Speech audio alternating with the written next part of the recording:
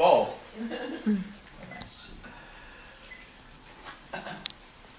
Okay, please. All right, well, thanks for hanging out tonight, folks. So my name is John Carpente. I'm an associate professor of music therapy at Malloy College, and I founded a clinic, a music therapy clinic at Malloy, the Rebecca Center for Music Therapy, about 10 years ago, I guess. I started the music therapy program at the Rebecca School down the road. It's where I met Huck and Marcus. And it's where I kind of figured out how to combine music therapy interventions within a developmental relationship-based framework. And then after being at the school, my research took me into that road. And so, and at the Rebecca Center on Long Island at Malloy, this is what we practice exclusively. So it's floor time, I guess, realized through music therapy. So throughout the presentation, I hope to touch on these points. The welcome. So how many, well, I know a lot of folks work here, right? How many parents are here? Oh, okay. And I know you said your child's in music therapy. Are you familiar with music therapy? Are your child participant? No? So this is something you possibly might be interested in? What do you know about it? Or what do you think you know about it? I'm just, go ahead, do you want to say something? I've heard that it, we can make great connections with children in music therapy. I've always been very interested in it. I've never, my son's never done music therapy, but I've heard great things about it. Oh, okay. So, Great. I'll put you on the spot. Did you want to say something? Yeah, I guess what I heard or learned is that for children who have difficulty with sort of vocalizing their thoughts and just language in general, music seems to be an easier gateway for them to be able to express, what's happening with them. So that's Okay. Great, great. I was just curious. So I think depending on your exposure to it, but of course, feed into how you interpret it. Because sometimes there's some misconceptions of what it might be. I know it, and we'll get into that later on. But I just wanted to know, or have just a little sense of your experience of it. So we'll get into just a very brief, synopsis of what music therapy is. Just a general overview of the types of assessment that we do at the Rebecca Center. Goal areas that we work towards in music therapy, and then how we combine the DIR or developmental framework within music therapy. And then finally, not a lot of research, just to show that there is research that shows that it is effective in certain domain areas. Okay, so this is like the formal definition. It's an evidence-based intervention that's individualized, that seeks to make a connection or relationship with the participant by a professionally credentialed music therapist who's completed a music therapy program. So there's a degree, you can practice with an undergraduate degree, but that there are also higher level degrees. You can be licensed in New York State with a master's degree in music therapy, and then there are terminal degrees in music therapy. So I have a Ph.D. in music therapy. But as a master's degree therapist, you qualify to be New York State licensed. So sometimes it gets misconstrued as to, we're teaching the participant how to play music, or how to play an instrument, or to do sing-alongs. Now those are great things, but that's not necessarily what we do. Teaching music or teaching an instrument would probably fall under the discipline of music education. What we do, and I'll have video to show, it's not about teaching, in this case, the child what to play or how to play. It's really to provide a musical experience for them while they're actively engaged in music. So there's no right place to play a drum, to crack a cymbal. It's our job to organize the music in a way that makes it relational and communicative.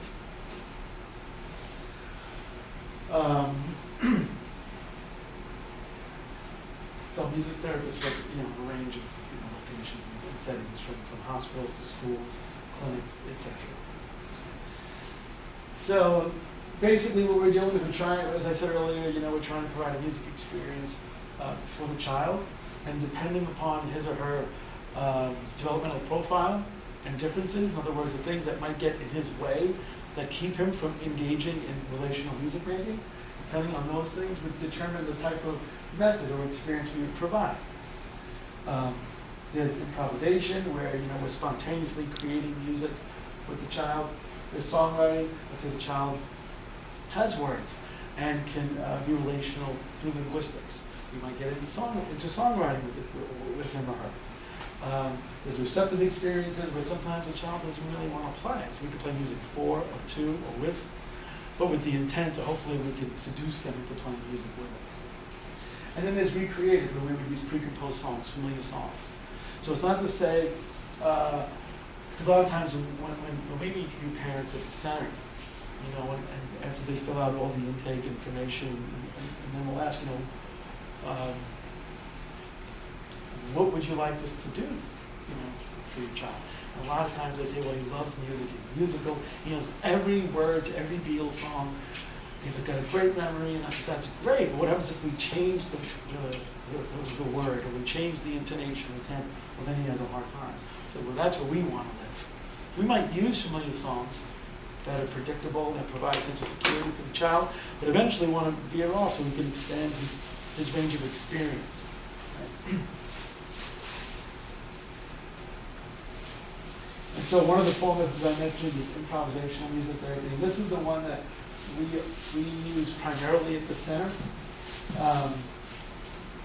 And we're going to talk mostly about tonight. And so I think when we work in this way, it matches real life. Because in order to engage in an improvisational experience, you have to be okay with being spontaneous. You have to be okay with modulating yourself through these different experiences and adapting and problem solving and communicating within a musical context. Right? And so we want to get to a point where the child's not always relying on memory. Right? Because a lot of times the kids know the songs, and you can leave the room, they're still singing. But it's not interactive, so what good is it? Or if they come in and they just sing the repertoire that you already have done, and every week it's the same thing. Now, there's nothing wrong with that, it's just different from what I'm talking about. So, what does a typical session look like? So, we have a variety of instruments that are available to the child. The child does not require any musical skill at all. So the instruments that are available, there are different percussive instruments. They can be drums, cymbals, congas, pitched percussion like xylophones, xylimbas, reed horns that they blow into. And it's the therapist's job to improvise music based on how the child's presenting and how he or she is playing to make it communicative and relational. So all of the music is built around what's going on between the therapist and the child. It could be, say, the child's walking in with a look of fear, and so we might try to emulate that, to say, hey, it's okay, in the music, it's okay. And if they don't want to play, they don't have to play. We try to get them to play, of course, because we think that is like the health part of being in music, is to play music, but we also know that they're not sure how to do this. I've seen kids that come in, we have there's a drum here. We know what a drum does, but to some folks, it's just this white thing that has a head on it, and when you hit it, it makes a sound, and it talks to this thing that looks like a piano, but how do you know that it communicates with these instruments? Right? It's so abstract. Right? So, whatever the child gives us, we view as being intentional. And it's our job to be there musically, to try to capture these moments, to enhance it in a way so it becomes a musical, reciprocal interaction. And so these are the types of things that we do, creating improvisations. The primary focus is to engage and support the child through continuous back and forth musical interactions. And we do this by following where they're at. So you have to have perseverative on something. They could be perseverating on a sound. I'll try to find the tonality and improvise music around that sound. It's not about trying to extinguish the sound, it's really to join in on it, to then make it relational. And what's great about improvisation, you can slow down and you get faster. It can really match, try to meet wherever the child is in the moment. All of the sessions at the center are recorded and documented because we're always improvising. We wanted to see if we could find pertinent themes. Pertinent meaning that themes were meaningful to the child, that he seemed maybe most engaged. So we transcribe these themes and then bring them back each week to develop it with the child. The video is also good when we have parent meetings. We have parent meetings twice a year where we show video and talk about progress and then supplement the progress with the video throughout the year. So let me just play an example of a typical session. Can you hear me without this? Yeah. Yeah, she can't. Did anybody else hear me without this? But Huck really wants me to wear it, so I'll be all right. Okay. 46.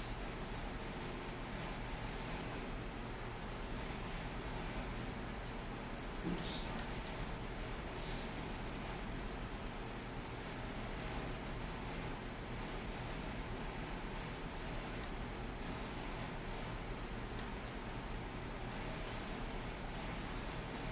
So let me just set this up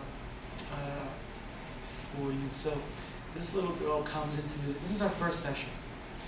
And mom came in with all the intake enrollment information. And I don't really like to look at it before we have our first session.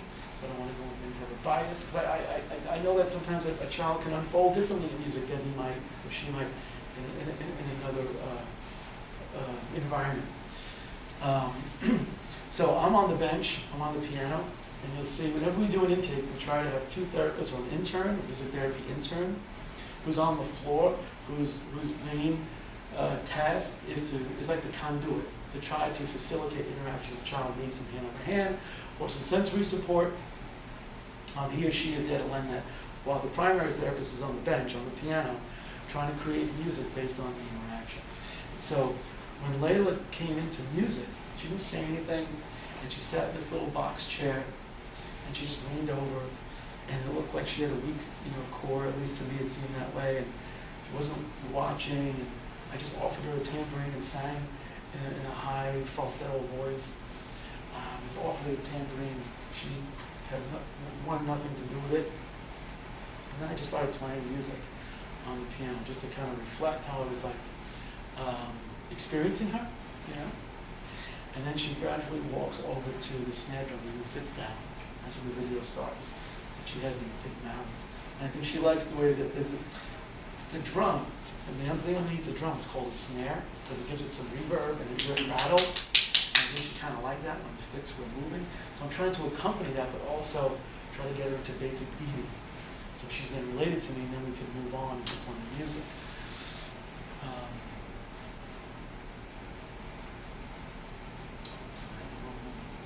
Sorry. All the build-up. Hold on.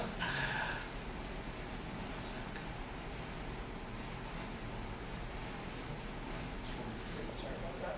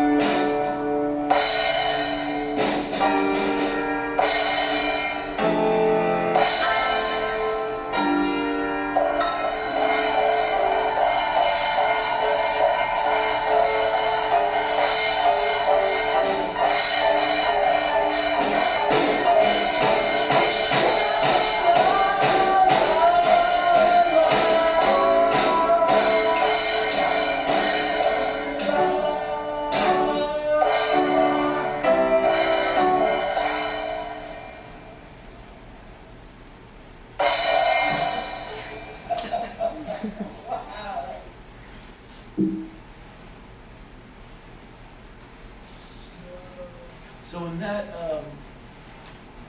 from that musical exchange, see there's sharing attention, there's the shifting of attention, the punctuation of the symbol. So I label that with, this visual cue.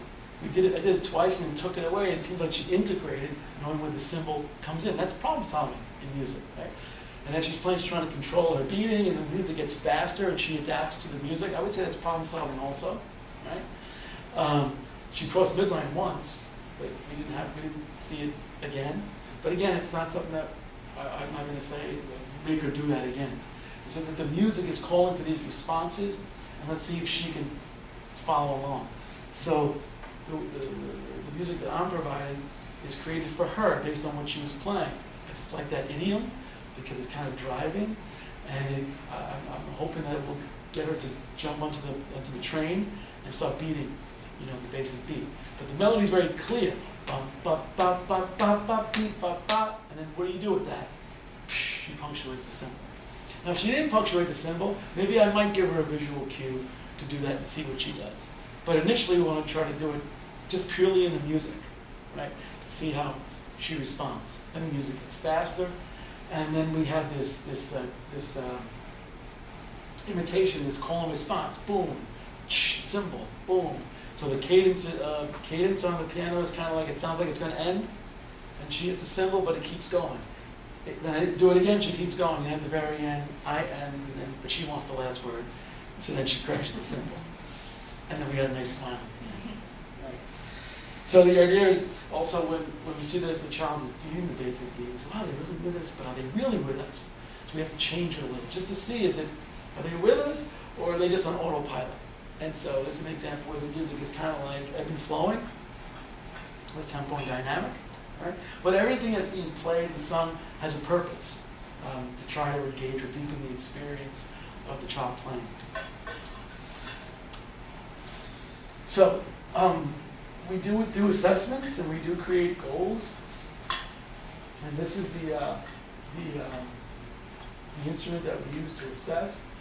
It generally takes 1 to 2 sessions to do it.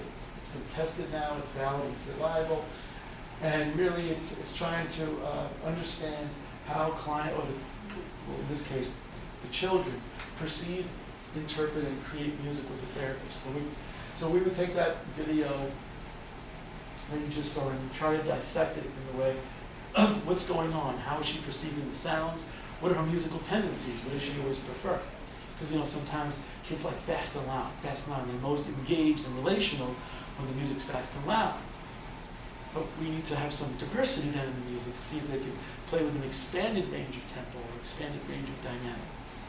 Because not everything is fast and loud, right? So anyway, this is what we use to generate a goal plan. And then what we do is we'll invite parents in, and we say, well, this is the goal plan that we come up with, what do you think? And then try to explain it in a way that, in more social, emotional development terms, to see how this relates to their therapies outside of music as well. And so these are the areas that are related to functional emotional development right here. So musical attention, the different constructs of musical attention, affect, are they emotionally connected to what they're playing? Adaptation to musical play, can they join into a music experience, can they engage in turn taking, etc., etc. And then until it gets down to the last thing we look at is their ability to initiate ideas.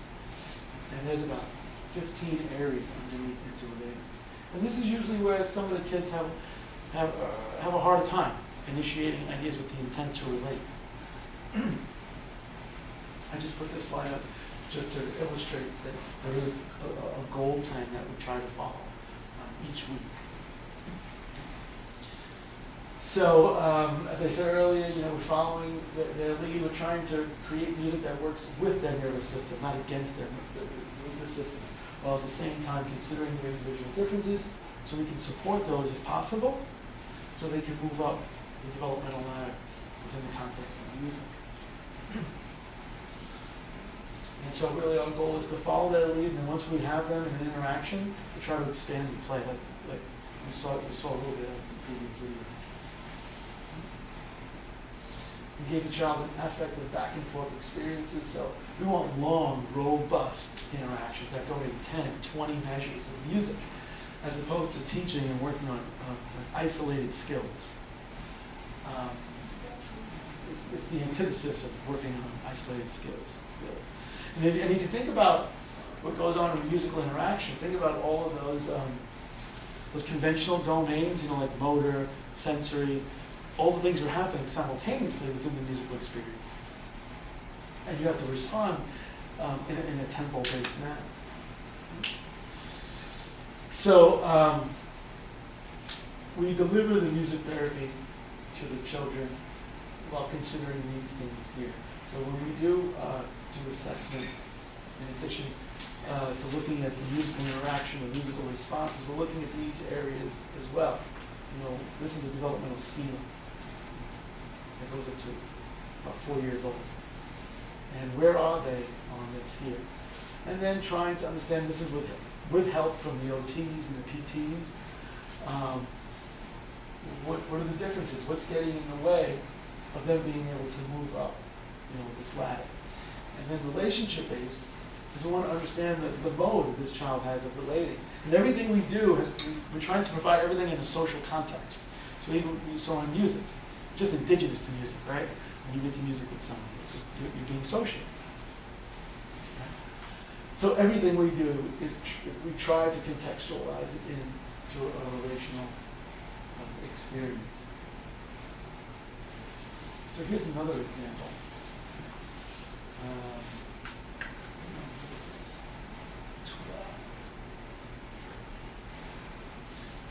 So here's this little boy.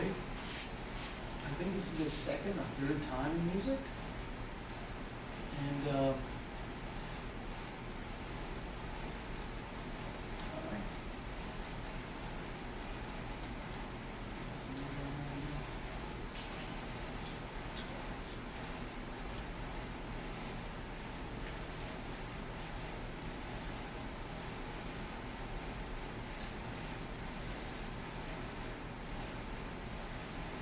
And so you see, watch the quality of his playing and how he holds the balance and how he plays. And then see, is he watching me? Is he interested in the music?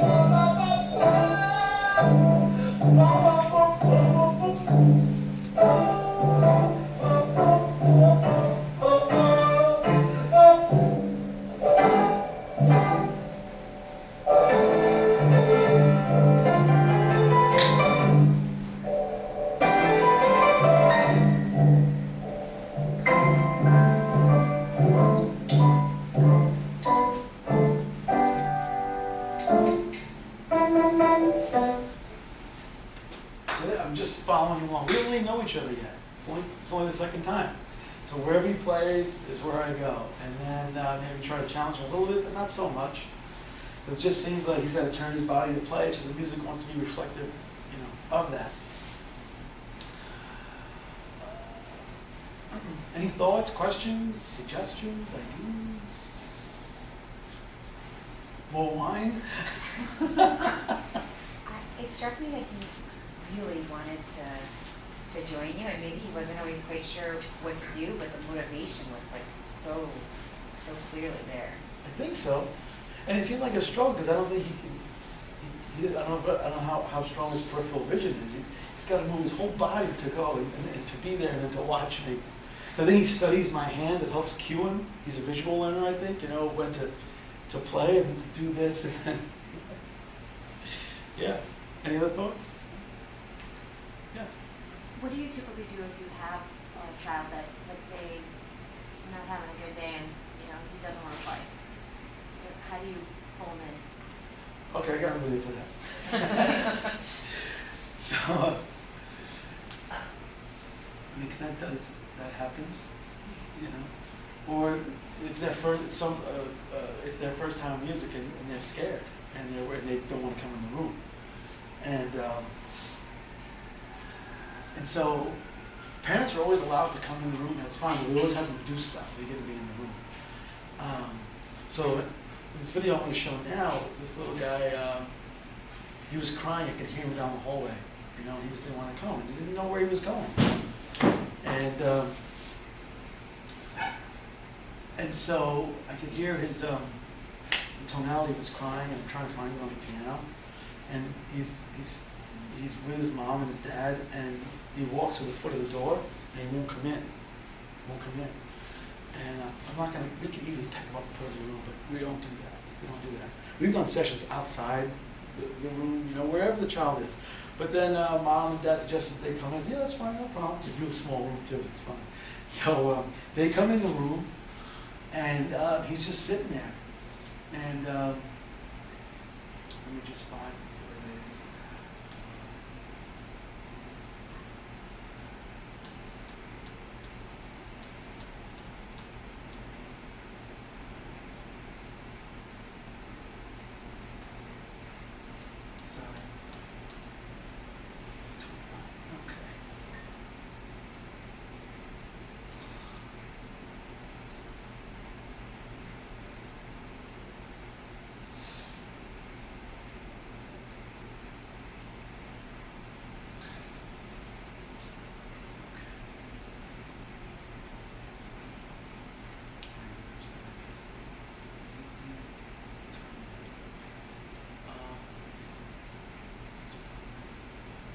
So he comes in the room, and he's mom's on the floor, sitting on the floor, and he's leaning on her. He's scared. He's attentive, and there's joint attention, but he's got this big look of fear as he's staring right at me. And I'm playing. I'm trying not to watch him too much, but I want to show that I'm with him. And I can see his reflection on the piano. And then I'm just playing music for him, and then I model the horn, and then I ask Jill to bring it to him, and then he has a little meltdown. He wants to leave the room. And I'll just play it.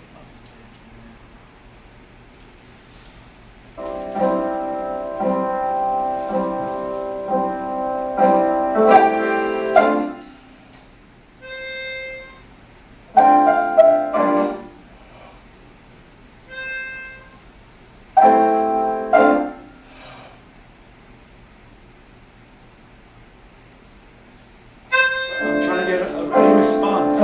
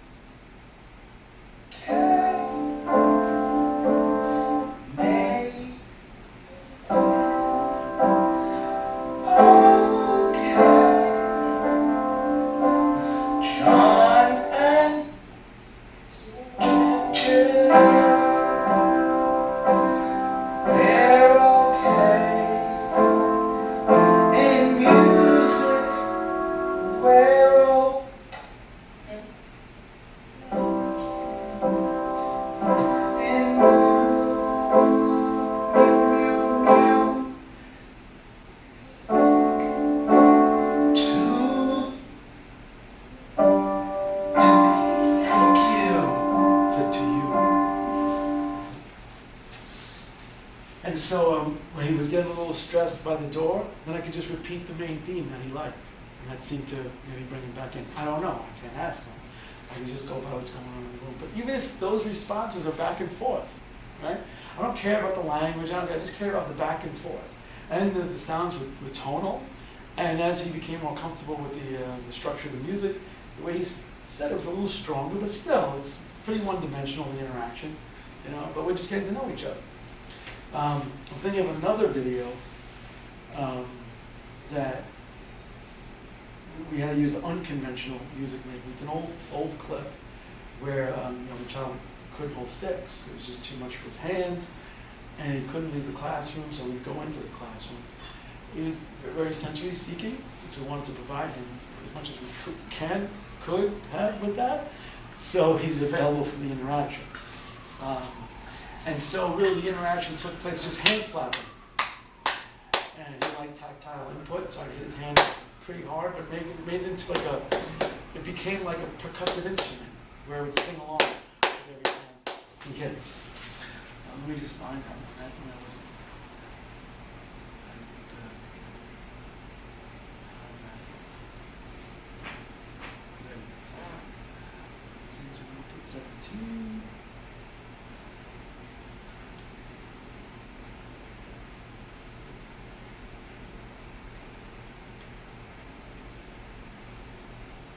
So he's in a game chair. He likes, I guess, that vestibular back and forth, which is fine. And he has word approximations, and he has a one-to-one that's with him all day, at least back then. And she's there as well. You can see she's on the foot of the chair. And so I just create music away from him, and then I have a musical framework. I come in and just sing with him, and just try to get him to see if he wants to hit my hand. And usually it would be hard to get him into anything longer than 10 seconds of a reciprocal interaction. You know?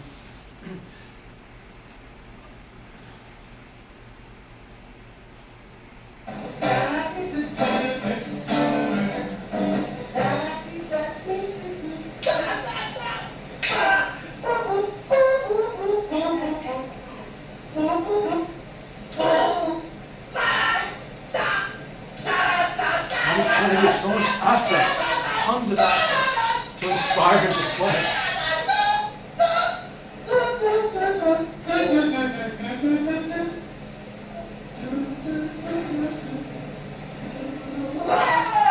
We can play music with Miles and John.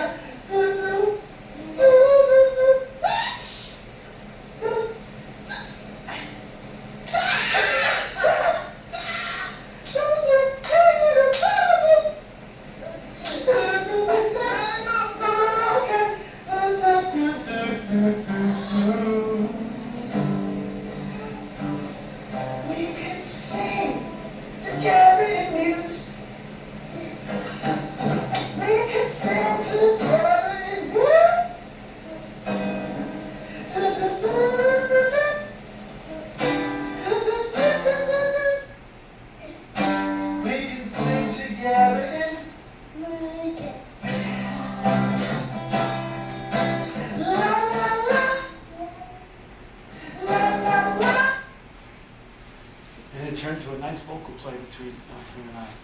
But I don't know if you could hear the subtle vocalizations throughout.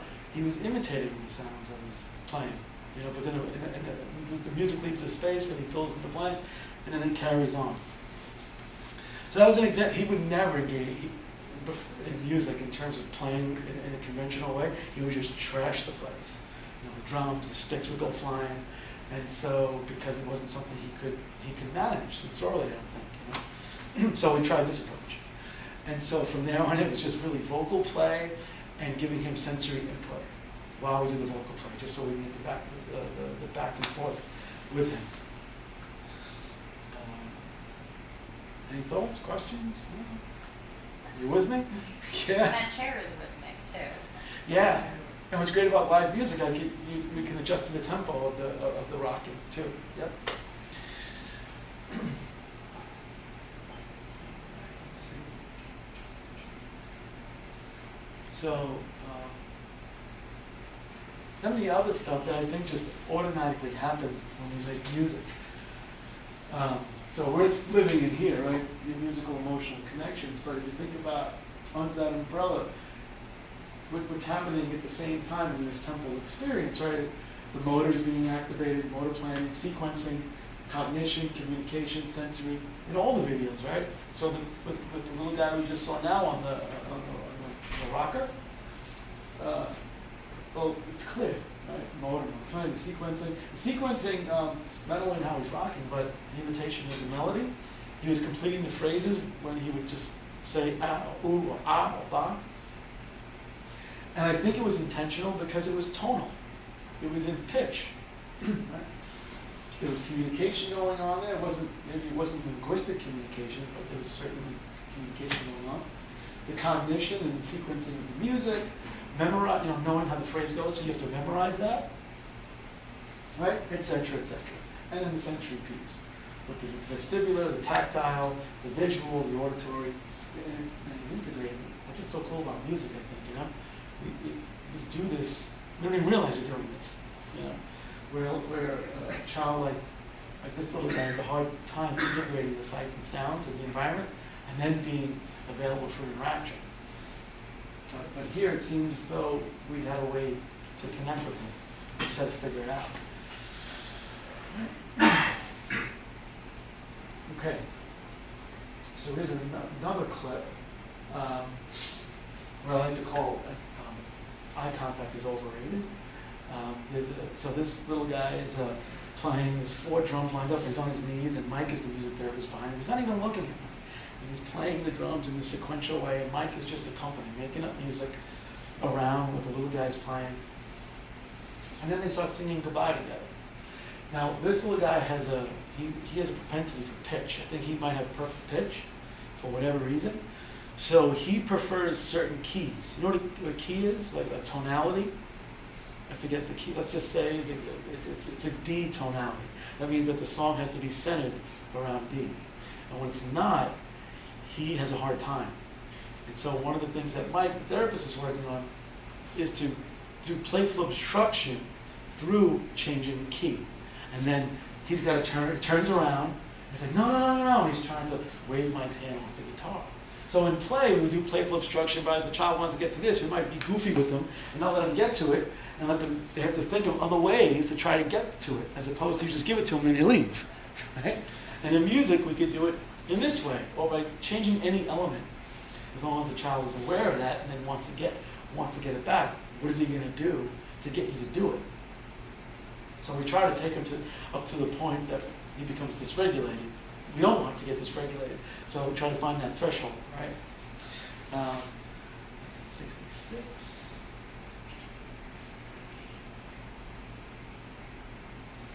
I'm sorry.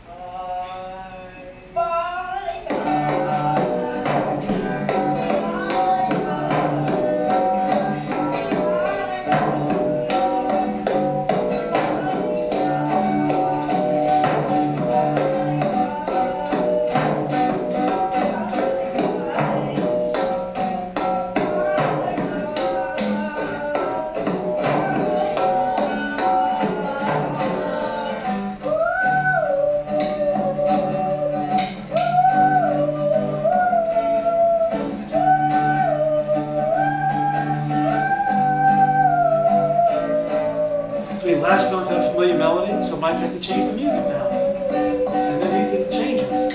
Right?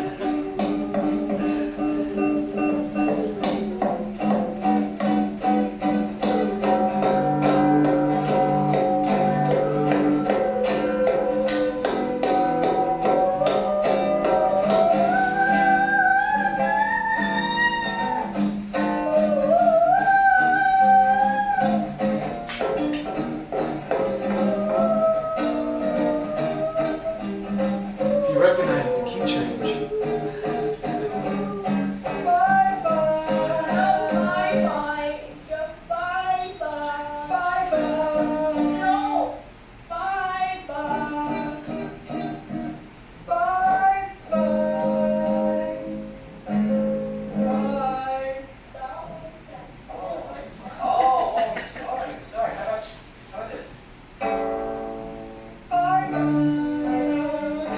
That's the key, Lex.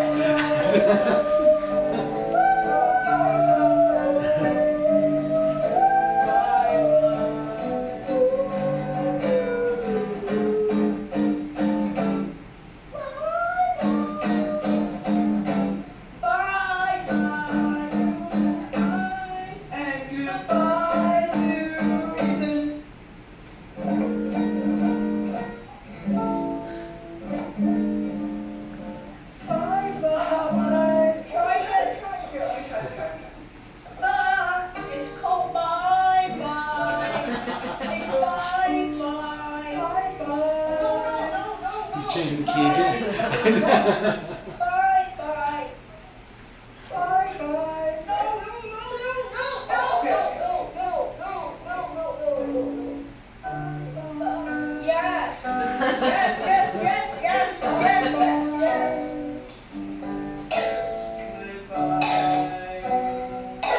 And I hope you feel better. I hope you feel so good.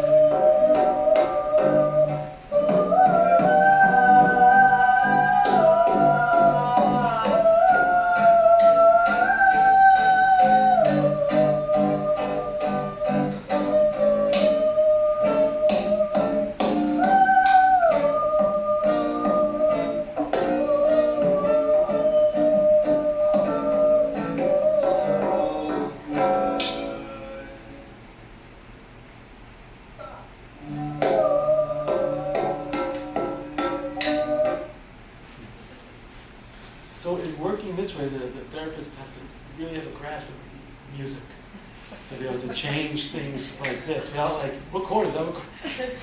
Because everything Mike's doing is done on purpose with the intent to try to deepen Ethan's experience of music. And if it means, taking him out of his, because he could just sit there and do that forever, So he's trying to throw a monkey wrench in there to see if he'll turn around. He did turn around a couple of times. And then Mike changes the key 3 or 4 times until he gets to Ethan's preference.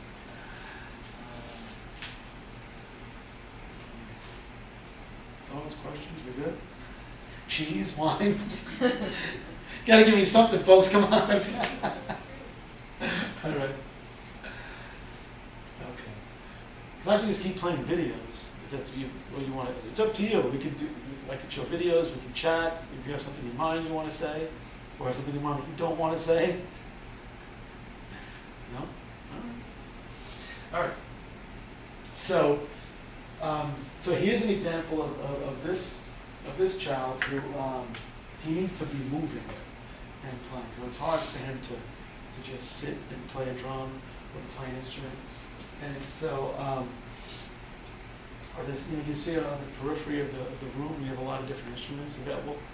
And so he likes to come in and just kind of like play them all. And so if you look from the outside, you would think, oh, he's just bypassing. He's not even listening. He's just, what do you call it? I can't get the word. You play something, you leave it. You play something, you leave it. Yeah, without any, whoever said that? Yeah, but no intent to really relate. It might look that way because he's just hitting here, then he goes to the limba, then he goes here. And this will go on and on, but when you start to hear how he's playing, and then I change stuff, he needs it. It's just that he needs to be moving around. And so That's what you'll see. He plays the drum, and he's playing the drum and the cymbal, but he waits for certain things to happen in the music, and then he goes to this instrument called the tempo blocks. It's 5 blocks that's scaled like a pentatonic scale. A pentatonic is like it's a 5-note idiom, and he didn't realize that there's special sticks for that. So he's hitting his hands, and then I get up off the bench and I show him the sticks, and he takes the sticks, and then he starts playing.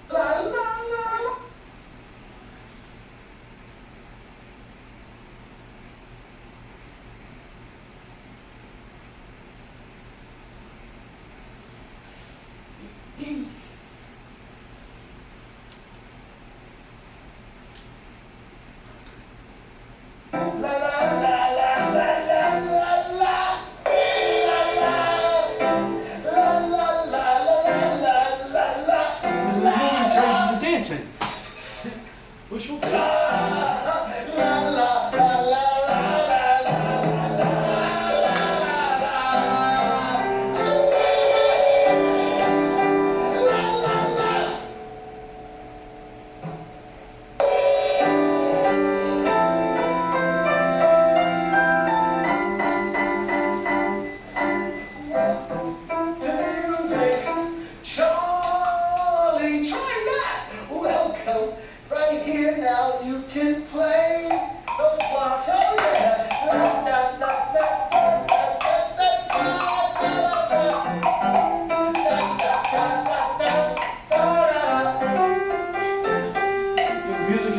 To the way he dances.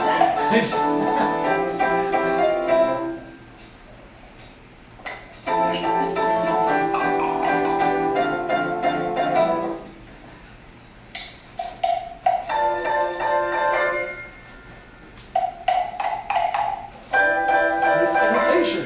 Yeah, right?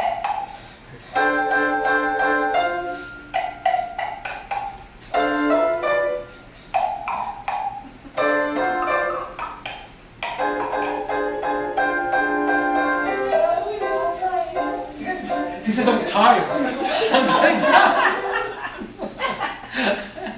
So I said, sit down then. You can sit. And he doesn't want to sit. So you see when I played something and he imitated, how does he know that's what I wanted to do? Like the music is calling for that. You know, I forget the melody. Da da da. So it's ba ba ba da ba ba ba ba ba da da da. How does he know? I didn't tell him to do it. He's never heard it before. But if I did it to you, you would do it too, probably. Or you would think that you wouldn't want. You would know that you should do it there, but you might be embarrassed and you wouldn't do it. But you'd be thinking that this is where it goes, because the music is calling out for it.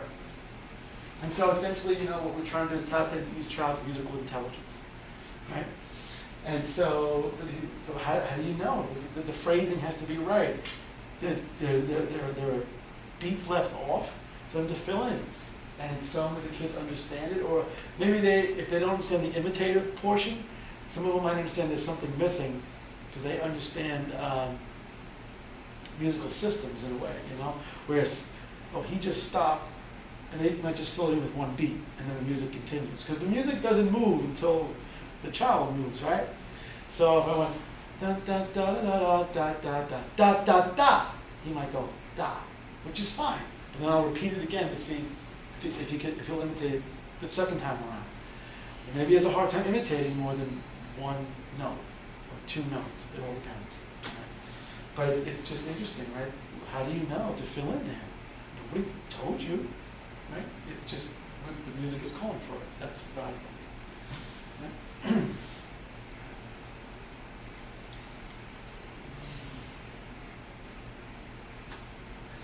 I don't know how to get rid of this.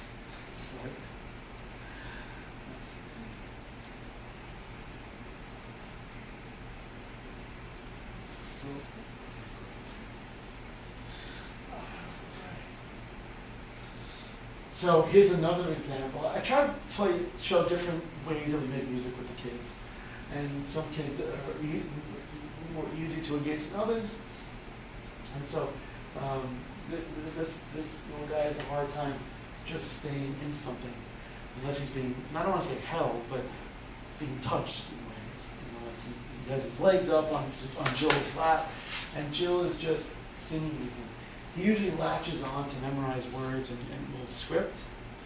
And so what we do then is take the words, and we don't say, don't do this.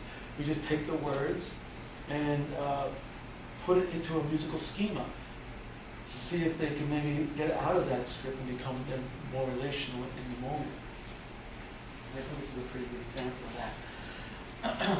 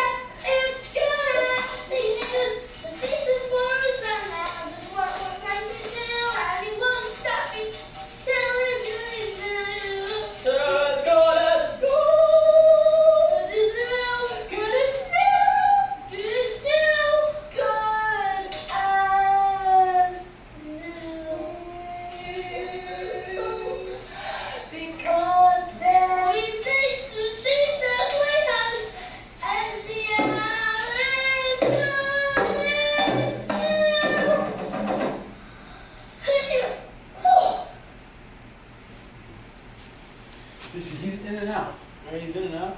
But then when you hear the contour in the melody, I think he's in, right? When he starts not as monotone, when there's more prosody and more inflection in the melody.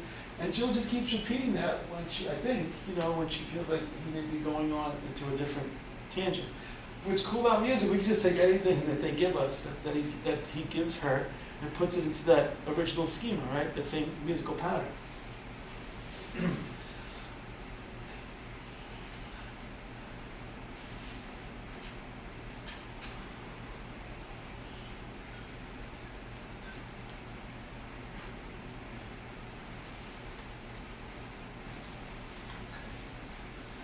So,